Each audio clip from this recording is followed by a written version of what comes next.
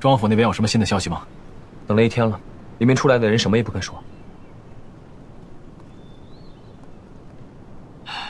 先回去。主子，你确定不再想想办法吗？就一直让他待在昭王府？眼下昭王府对他来说是最安全的地方。可是您知道，昭王早就对他起了心思。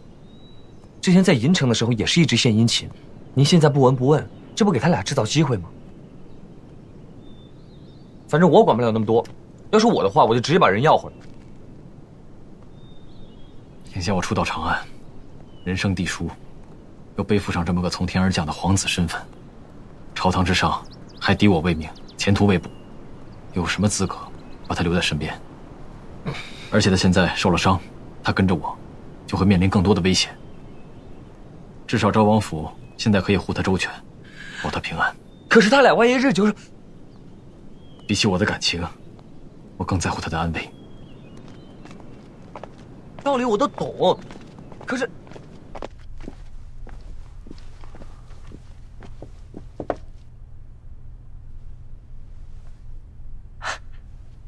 你醒了，来，快看看我给你准备了什么菜。肘子，来，是不是做梦都在想着肘子啊？赶紧尝尝，正宗不正宗？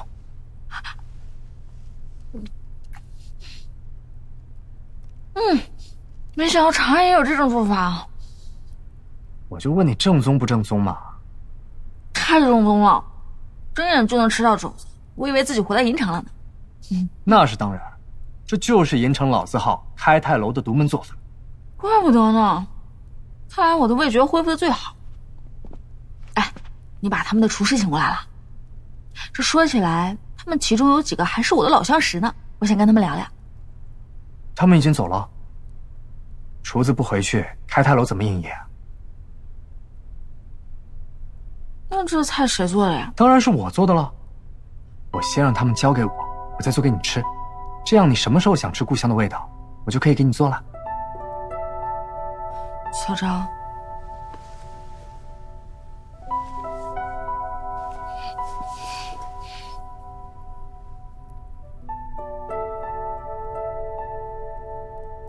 我知道你心里还有人，可是李清流他……不要再说了。